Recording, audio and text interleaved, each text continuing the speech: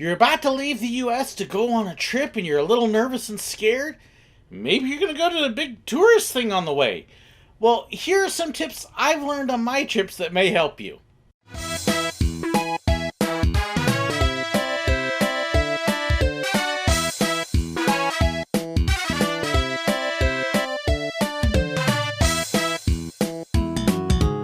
I have been very blessed in the course of my life to be able to go on several big trips outside of the United States. Back when I was in high school, I got to go on this 2-week long trip to Hong Kong, to Thailand, to Red China at a time that it was barely starting to open up to tourism, and that was amazing. I've been blessed to be able to go down to Colombia on a couple of different times, and Costa Rica, and go to amusement parks in those countries. And then, of course, I had a couple fantastic trips the last couple years to Paris, France, and Disneyland there, as well as to Israel. It has been an amazing experience. And over the course of time, I've learned a few tips and tricks that may help you out if you ever go on a trip like that. Now, there are a lot of fantastic videos and a lot of great websites that are going to give you a lot of great advice. And so I'm not going to duplicate a lot of what they tell you as far as getting your passports and taking care of the money and stuff like that. But there are a few things that I've learned that I haven't seen very much on those that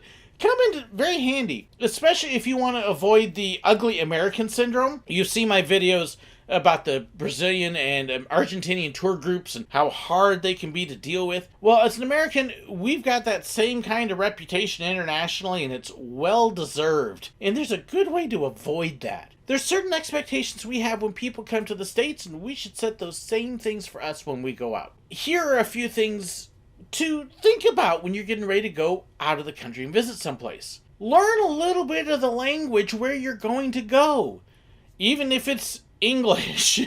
Every country has its own language, its own phrases. The United Kingdom speaks a slightly different form of English than what we speak here in the States. Yes, they may be speaking English where you're going, but they're still going to have their own phrases, their own words for things, and it's going to be very helpful, not just to know what they're talking about, but for you to be able to speak some of it. When I was in France, before I left, I made sure I learned several words and phrases in French, because they were going to help me be able to ask what I needed to. That rare time when I ran into a cast member who didn't speak English, I still knew how to ask how to get to the bathroom. When I was down wandering the Champs-Élysées and the shopping area, there's not as many that speak English down there. So it was very helpful for me to be able to know a few phrases of French to be able to help bridge the gap and be able to communicate. It made my time much easier there. One of the things that I hear people complain about here in the States is people ought to learn English before they come. Well, the shoe fits the other way as well. Knowing just those few words opened up some amazing doors.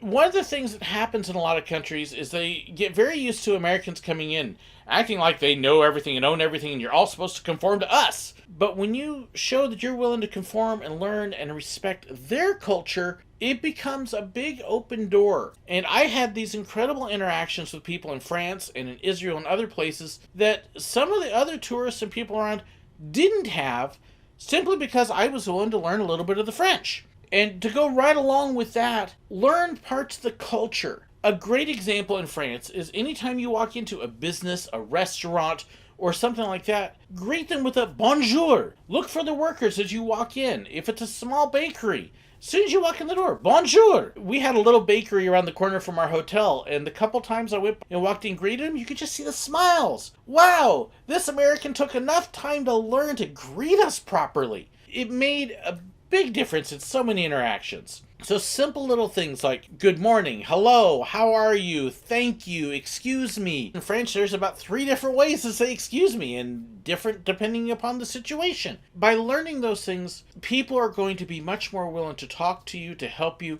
because they see you trying to adapt to their culture.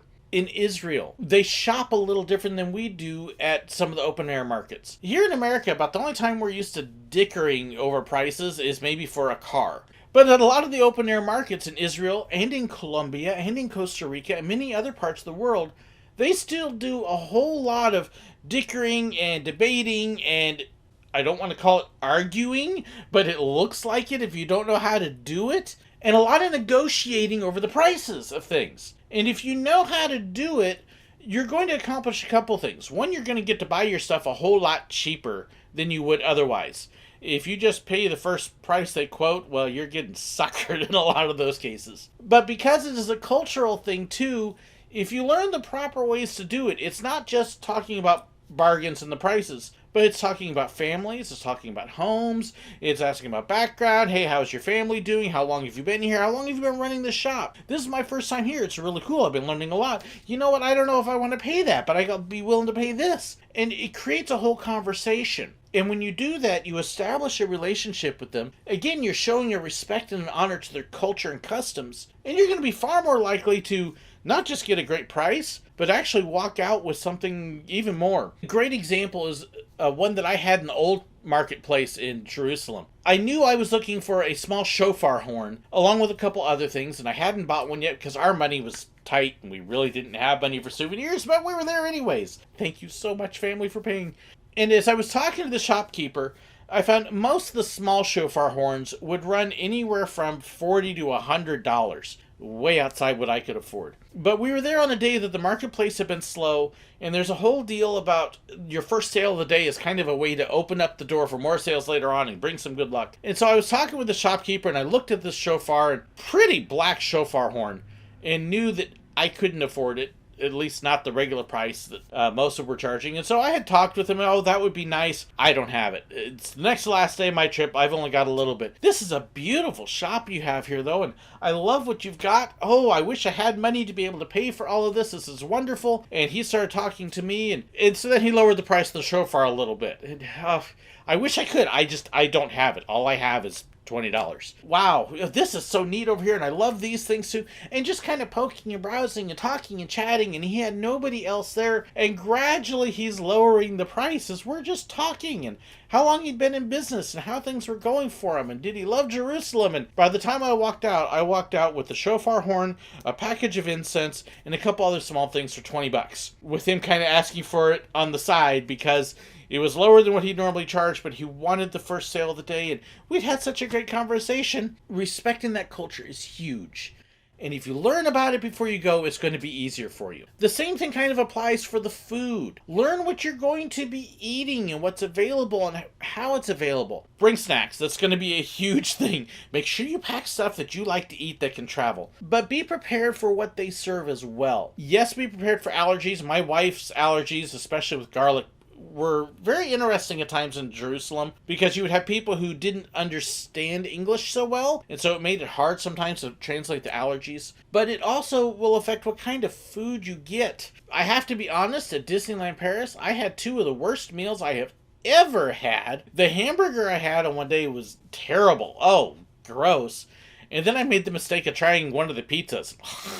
So be prepared. You want to do a little bit of research on the food that's there and what's available. The good thing, because I understood a little bit about what was available in the parks. Okay, yep, that was a mistake, but I knew where to go to get something else to eat. Plus, I had some snacks in my backpack that could sustain me over until I got someplace where I knew that there was going to be something I liked much better. Every country has different kinds of food. If you're expecting to get an American-style hamburger in France or Israel, it's not happening. In fact, in Israel, you're not even going to find a cheeseburger.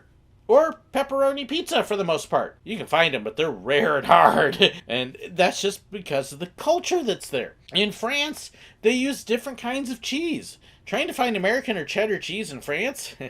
Good luck. But they do have all these weird sour creamy cheeses that they put on everything. And yeah, I'm not a sour creamy cheese person. Give me my cheddar or American. And so you have to kind of learn what is there so that you know how to make it work with what you want to eat. And they're going to prepare it differently. My daughter will talk about the pizza in Italy and it not being anything at all like what we think of pizza here in the US. Completely different kind of thing. Think about the food.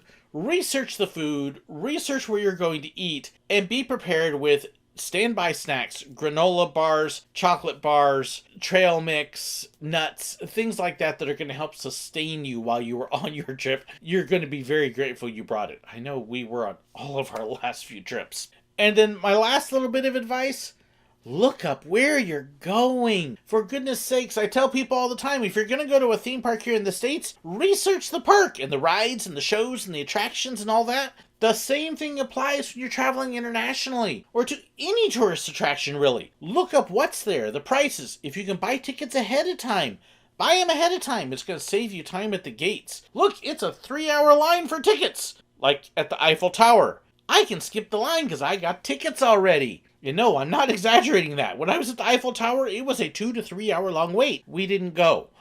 We just walked on past. If you can buy tickets ahead of time, it will save you time. A lot of times it'll even save you money. So it's something good to look at ahead of time.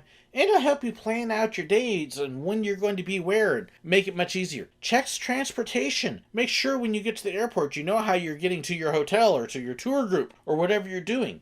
How you're getting to each individual place, because it can be different. France is wonderful with the trains, but if you don't know the difference between the red line and the blue line, you're going to end up in the wrong place. So look up all of those things and take some time. If you have the time and ability, get a travel agent to sit down and help you plan some of it. AAA is very good with this, but that's what travel agents are for, and they can walk you through a lot of that, because you're going to want to know before you get there and then trying to figure it out in a foreign place where you don't know anything and you may not know the language. And take time and prepare yourself.